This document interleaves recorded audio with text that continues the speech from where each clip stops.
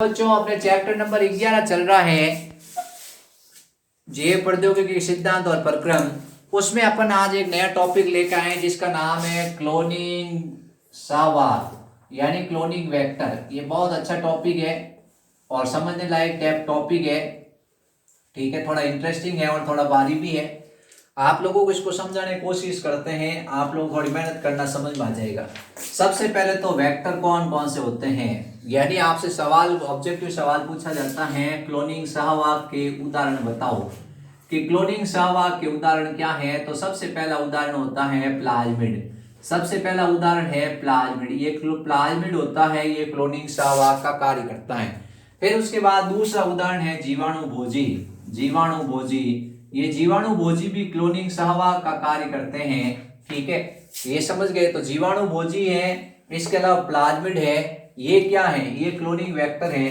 अब आपके एग्जाम्पल और नहीं दे रखे हैं, कॉस्मिड है, ये फॉस्मिड है, ये भी क्या करते हैं, क्लोनिंग वेक्टर का काम करते हैं। ठीक है, तो अपने को ये इतना ध्यान रखना है कि प्लाज्मिड और जीवाणु भोजी दो एग्जाम्पल याद रखने। परीक्षा में सवाल आता है कि क्लोनिंग सहवाक क्या है, तो इसके उदाहरण बताओ। उदाहरण बच्चों को बताने हैं प्लाज्मिड और जीवाणु भोजी। अब अपन थोड़ा प्लाज्मिड की चर्चा कर लेते हैं। प्लाज्मिड क्या है, ये जीवाणु है, इसमें ये अनुवांशिक पदार्थ है। मान लो ये जीवाणु में ये अनुवांशिक पदार्थ है, जीवाणु में ये अनुवांशिक पदार्थ है।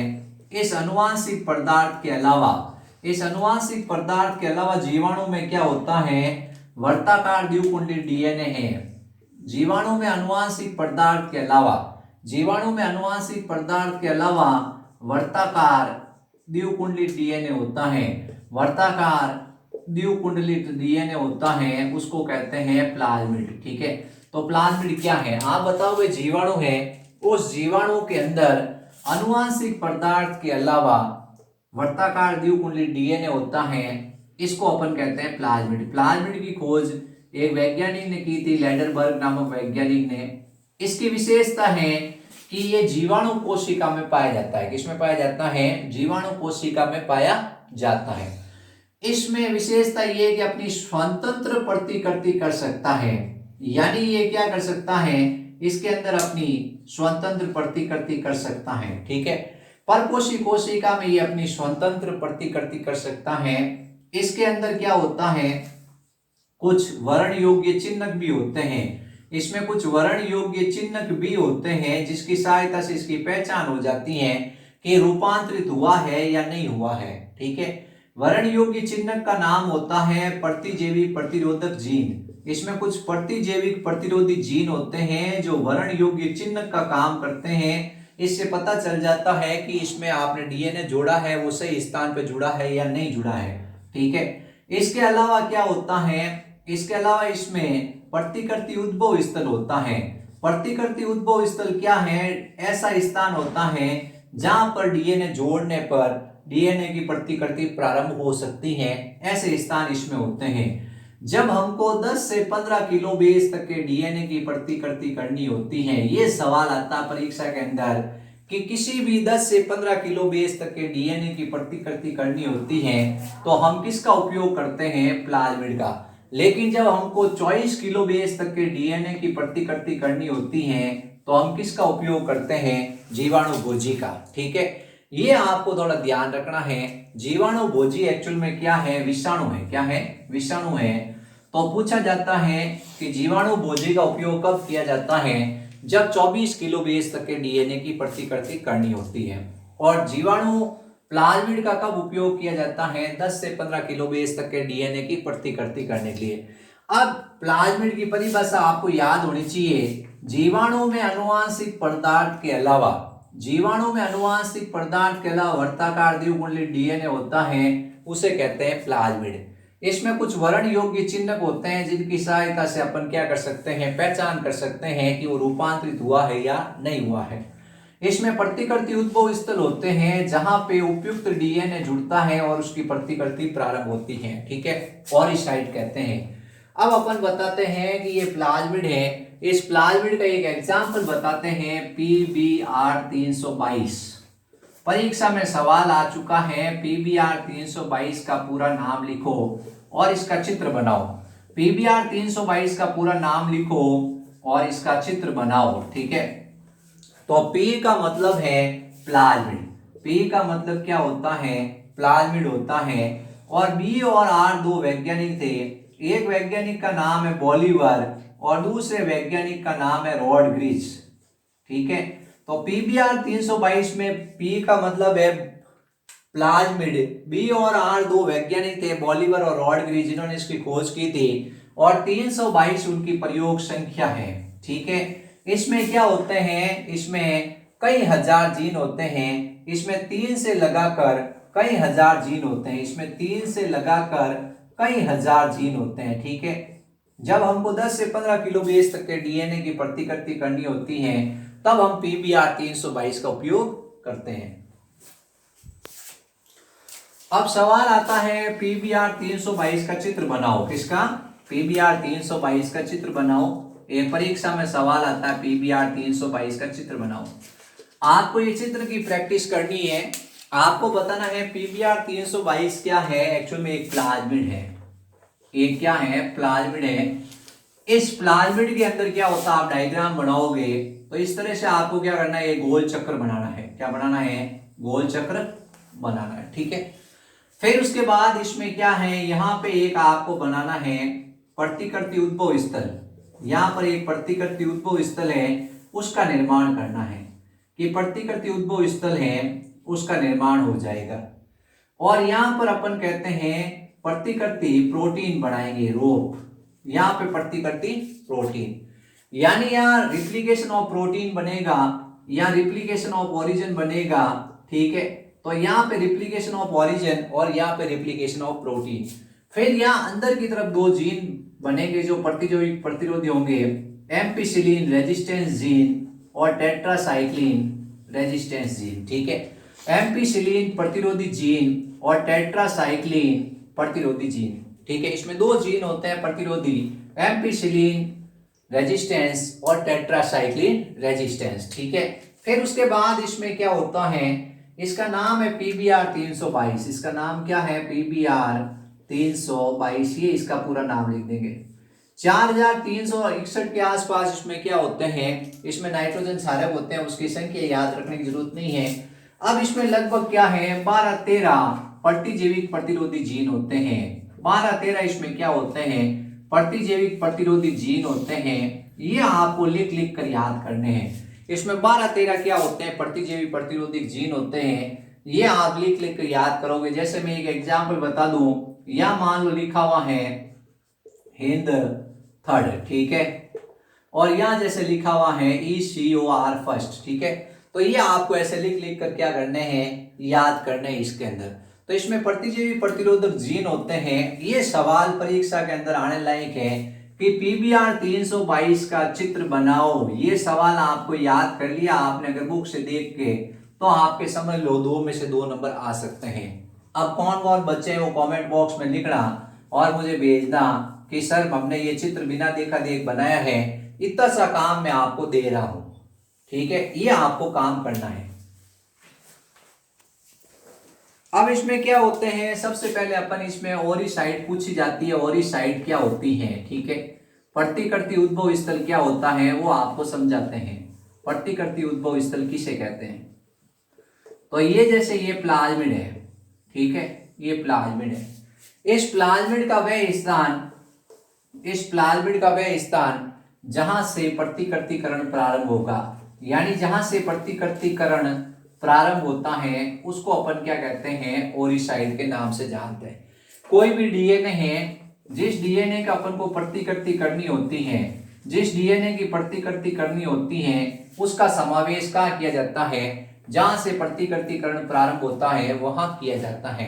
तो पूछा जाता है कि ओरिसाइट क्या है, यानी प्रतिकृति उद्भव स्थल किसे कहते हैं? जहां से डीएनए का प्रतिकृतिकरण प्रारंभ होता है उसको कहते हैं प्रतिकृति उद्भव स्थल। अब दूसरा सवाल है इसके अंदर कि वर्ण योग्य चिन्ह, यानी आपसे पूछा जाएगा कि ऐसे कौन से चिन्ह है जो वर्ण योग्य है, यानी जिससे सिलेक्शन हो सकता है। तो अपन कहते हैं वर्ण योग्य चिन्ह के नाम है प्रतिजैविक प्रतिरोधी जीन। जो प्रतिजैविक प्रतिरोधी जीन होते हैं उनको कहा जाता है वर्ण योग्य चिन्ह। प्रतिजैविक प्रतिरोधी जीन होते हैं उनको कहा जाता है वरण योग्य चिन्ह, यानी जिनकी सहायता से पहचान हो सकती है कि रूपांतरण हुआ है या नहीं हुआ है, रूपांतरण जन हुआ है या नहीं हुआ है। एक ये आपने देखा ये प्लाज्मिड है, इसके अंदर ये प्लाज्मिड है और इस जीवाणु के अंदर भी प्लाज्मिड है। अब आपको दोनों प्लाज्मिड समान दिख रहे हैं, लेकिन कौन सा रूपांतरण जन है और कौन सा नहीं है उसकी पहचान करने के लिए आप क्या करते हो, वर्ण योग्य चिन्ह का उपयोग करते हो। तो वर्ण योग्य चिन्ह का काम करते हैं प्रतिजैविक प्रतिरोधी जीन। कैसे, अब मैं समझाता हूं आपको कि जैसे एम्पिसिलिन जीन है और टेट्रासाइक्लिन जीन है, दो जीन है एम्पिसिलिन और टेट्रासाइक्लिन।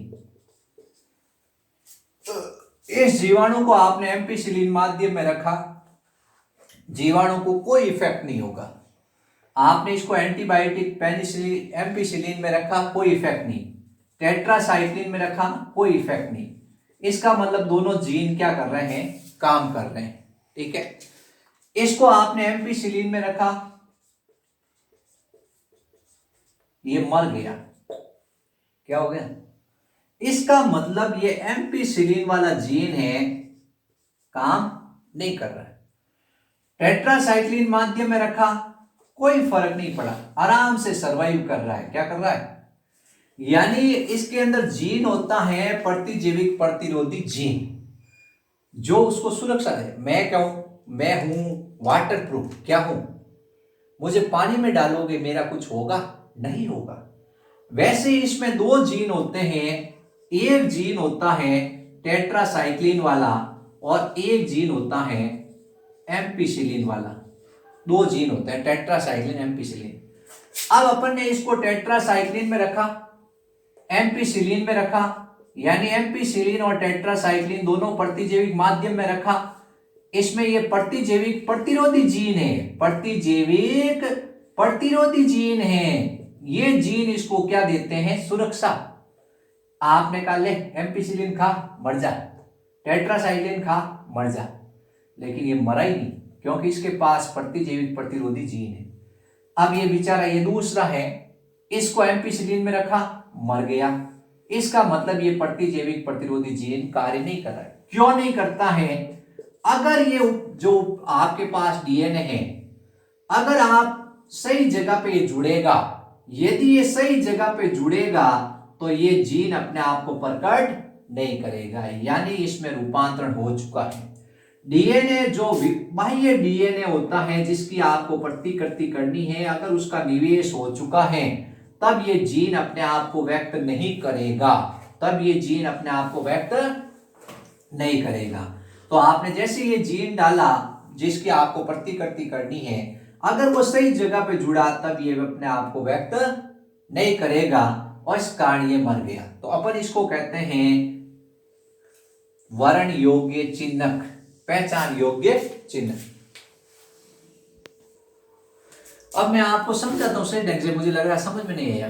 ये मेरे पास में डीएनए है, ठीक है, इसकी मुझे 10 कॉपी चाहिए, 10 कॉपी करनी मुझे इसकी। मैं जीवाणु के पास गया और जीवाणु के पास था प्लाज्मिड।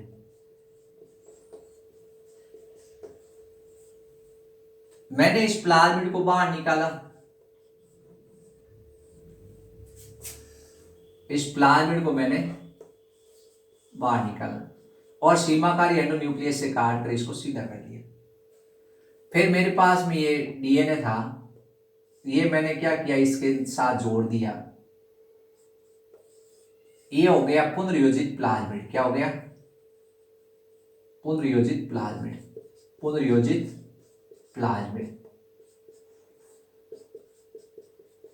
अगर ये डीएनए सही स्थान पर जुड़ा है तब तो इसकी प्रतिकृति होगी, और अगर ये सही स्थान पर नहीं जुड़ा है तो इसकी प्रतिकृति नहीं होगी। इसको वापस डालेंगे जीवाणु के अंदर और फिर उसके बाद थोड़ी देर बाद देखेंगे तो अपन देखेंगे इसकी प्रतिकृति हुई नहीं, इसकी प्रतिकृति हुई नहीं। तो अपन बाद में देखते हैं, इससे अच्छा यही पे अपन चेक कर लें, फिर इसकी संख्या बढ़ाएं कि अपन ने जो ये प्रतिकृति हो रही है कि नहीं हो रही, अपने सही जगह पे जुड़ा है कि नहीं जुड़ा है। तो अपन क्या करते हैं, अपन वर्ण योग्य चिन्ह ढूंढते हैं, वर्ण योग्य चिन्ह। तो वर्ण योग्य चिन्ह होते हैं प्रतिजैविक प्रतिरोधी जीन, प्रतिजैविक प्रतिरोधी जीन। जैसे अपन टेट्रासाइक्लिन में डालते हैं, टेट्रासाइक्लिन जीन में डालते हैं तो टेट्रासाइक्लिन जीन निष्क्रिय हो जाता है, और एम्पिसिलिन में डालते हैं तो एम्पिसिलिन जीन निष्क्रिय हो जाता है। ठीक है, अब अपन कैसे पता करेंगे, जैसे अपन ने इसको एम्पिसिलिन जीन है उसके बीच में डाला, एम्पिसिलिन जीन के बीच में डाला, ये या एम्पिसिलिन है जीन उसके बीच में ये डाल दिया। ठीक है, अब अपन ने क्या किया, इसको एम्पिसिलिन में रखा, मर गया, इसका मतलब डीएनए सही स्थान पे जुड़ा है। और एम्पिसिलिन माध्यम में रखा, ये जिंदा ही है, इसका मतलब ये डीएनए सही स्थान पे जाके नहीं जुड़ा है।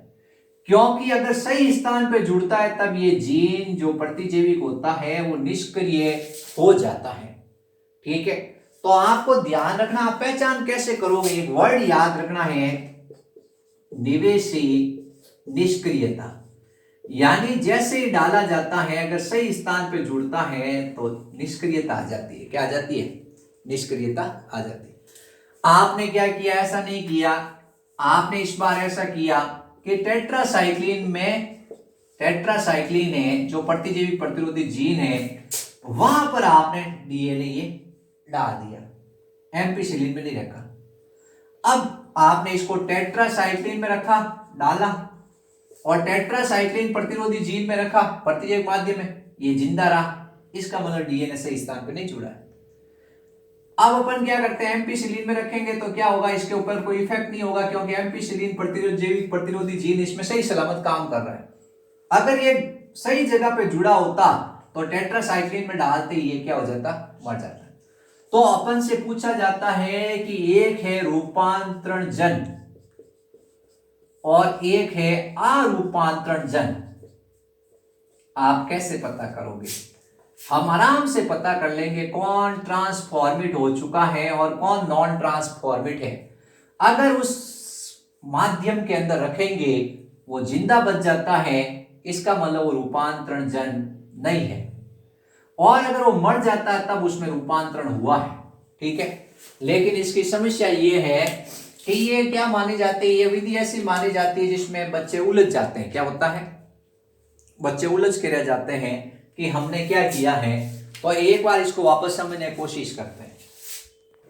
तो अपन पढ़ रहे हैं वर्ण योग्य चिन्ह। ये थोड़ा क्या है कि थोड़ा मुझे लग रहा है इसमें बहुत डाउट हो रहा है बच्चों को। वर्ण योग्य चिन्ह है उसको समझते हैं अपन। एक्चुअल में क्या होते हैं, बहुत सारे वर्ण योग्य चिन्ह होते हैं, जैसे कि एम्पिसिलिन है, प्रतिजैविक जीन है, ये वर्ण योग्य चिन्ह है। जैसे क्लोरोमाइसिन है, ये क्या है, वर्ण योग्य चिन्ह होता है। इसी तरह से टेट्रासाइक्लिन है, टेट्रासाइक्लिन है, ये वर्ण योग्य चिन्ह होते हैं। ठीक है, आपको इस डीएनए की प्रतिकृति करनी है, आपको इसकी 20 कॉपी चाहिए। अब कॉपी चाहिए 20, लेकिन समस्या ये आ गई है कि इस डीएनए को आप जोड़ते हो, सही स्थान पे जुड़ता है तब तो इसकी कॉपी हो जाएगी, और सही स्थान पे नहीं जुड़ेगा तो इसकी कॉपी नहीं होगी। अब अपन ने पीबीआर 322 लिया, इसमें एक टेट्रासाइक्लिन वाला जीन है, एक एम्पिसिलिन वाला जीन है। ये एम्पिसिलिन वाला, ये टेट्रासाइक्लिन वाला, ये है प्रतिजैविक प्रतिरोधी जीन, ये है प्रतिजैविक प्रतिरोधी जीन। ठीक है, अगर सही स्थान पे जुड़ता है तब ये जीन हो जाता है निष्क्रिय, ये जीन हो जाता है निष्क्रिय। अब मान लो पहली कंडीशन सही स्थान पे जुड़ा है, यानी रूपांतरण जन हो चुका है। अपन कह रहे रूपांतरण जन हो चुका है, पता कैसे करेंगे? पता ऐसे करेंगे कि अपन ये जीवाणु लेंगे, इस जीवाणु को अपन प्लेट पे लेंगे और एम्पिसिलिन माध्यम में रखेंगे। ठीक है, एम्पिसिलिन माध्यम में रखते ये जीवाणु मर जाएगा। इसका मतलब ये प्रतिजैविक प्रतिरोधी जीन अपने आप को व्यक्त नहीं कर पा रहा है। कब? जो सही स्थान पे जुड़ा है। टेट्रासाइक्लिन में रखेंगे कोई इफेक्ट नहीं होगा। ठीक है, इसकी अपन कॉलोनी बना लेंगे और कॉलोनी बनाकर अपन क्या करेंगे, एक तरह से बहुत सारी संख्या में बना लेंगे। अब समस्या ये आती है कि दूसरी कंडीशन, अगर सही स्थान पे नहीं जुड़ा है, सही स्थान पर नहीं जुड़ा है, यहां पे सही स्थान पर नहीं जुड़ा है, एम्पिसिलिन में रखेंगे प्रतिजैविक माध्यम में कोई इफेक्ट नहीं होगा, जीवाणु आराम से जिंदा रहेगा। टेट्रासाइक्लिन में रखेंगे, जीवाणु आराम से जिंदा रहेगा, क्योंकि इसमें निवेशी निष्क्रियता नहीं आई है, यानी अरूपांतरण जन है, नॉन ट्रांसफॉर्मेट है। इसके अंदर प्रतिकृति नहीं होगी। इसकी प्रतिकृति करेंगे तो आपको कुछ ही सेकंड के अंदर ई कोलाई जीवाणु विभाजित होंगे और सबके अंदर ये आपका डीएनए होगा, उसकी प्रतिकृति मिलेगी, उसकी डीएनए की प्रतिकृति मिलेगी। तो ध्यान रखना है, अगर एम्पिसिलिन वाले माध्यम में रखा जाए और एम्पिसिलिन जीन निष्क्रिय हो चुका है, तब तो इसमें सही स्थान पे जुड़ा है और रूपांतरण हो चुका है। और सही स्थान पे नहीं जुड़ा है तो उसमें क्या होगा, प्रतिजैविक प्रतिरोधी प्लेट पे रखते ही अपन उसके ऊपर प्रतिजैविक डालेंगे, अपन कहेंगे ले सिर्फ एम्पिसिलिन खा तू मर जाएगा। ठीक है, तब तो अपन कहेंगे कि तेरे अंदर रूपांतरण हो चुका है, एम्पिसिलिन डाला, आराम से खेल रहा है, कूद रहा है, कह रहा मेरे पास तो प्रतिजैविक प्रतिरोधी जीन है, तुम मेरा क्या कर सकते हो। अपन कहते हैं अरे यार ये डीएनए सही स्थान पे जुड़ा नहीं तो इसमें निष्क्रियता आ जाती, जीन में क्या आ जाती, जीन में निष्क्रियता आ जाती। तो ये ध्यान रखो। अब इन्होंने क्या है कि ये काफी क्या होता है, ये विधि है उसमें थोड़ा लॉजिक है, वो काफी टफ पड़ता है, तो एक नई विधि आ चुकी है।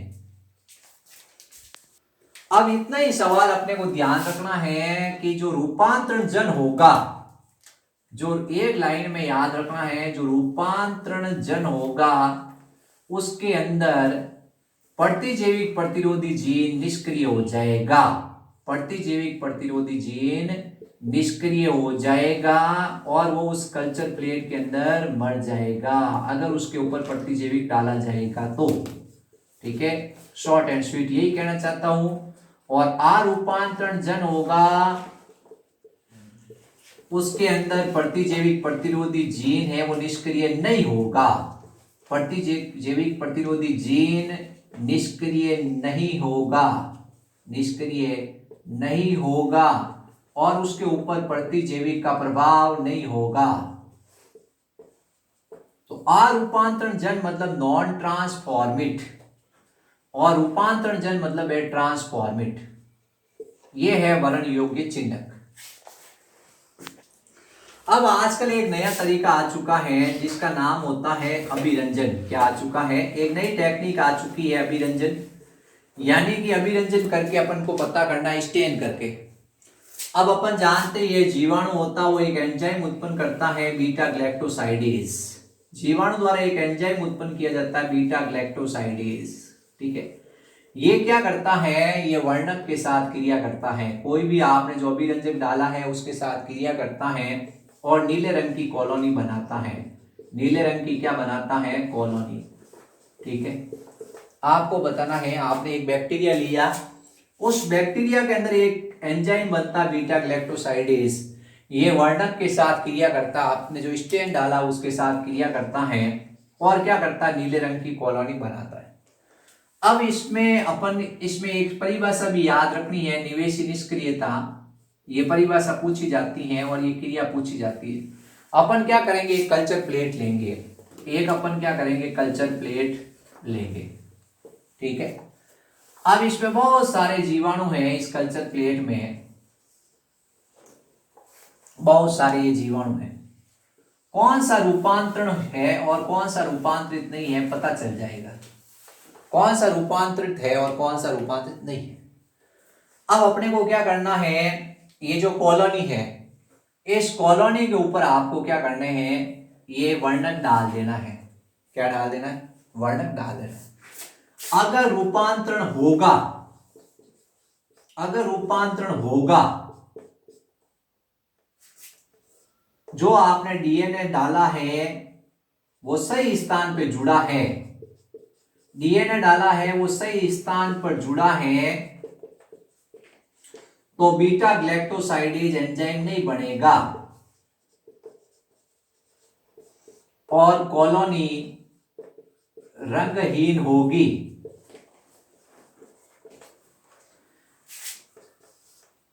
और अगर रूपांतरण नहीं होगा, डीएनए सही स्थान पर नहीं जुड़ा है, डीएनए सही स्थान पर नहीं जुड़ा है, तो बीटा ग्लैक्टोसाइडेज एंजाइम बनेगा, बीटा ग्लैक्टोसाइडेज एंजाइम बनेगा, एंजाइम का निर्माण होगा और वो वर्णक है उसको नीले रंग में बदल देगा और नीले नीले दिखेंगे, ये नीला, ये नीला, ये नीला, ये नीला। ये अपने क्या है, ये आपको पता है रूपांतरण नहीं हुआ है। और ये रंगहीन, ये जैसे रंगहीन, ये रंगहीन, ये रंगहीन, ये रंगहीन, ये रूपांतरित है, ये रंगहीन है, ये नीला है। तो आप आराम से पहचान सकते हो कि कौन सा है जो रूपांतरित है और कौन सा नहीं है। तो ये विधि है, इस विधि को क्या होता है, ज्यादा प्रेफरेंस दिया जाता है। साइंटिस्ट क्या करते हैं, साइंटिस्ट को पता है अगर जीन सही स्थान पे जुड़ा है तब बीटा ग्लैक्टोसाइडेज एंजाइम जीवाणु नहीं बनाएगा, और बीटा ग्लैक्टोसाइडेज नहीं बनाएगा तो अपन जो वर्णक डालेंगे, जो रंग डालेंगे, वो रंग होगा वो परिवर्तित नहीं होगा।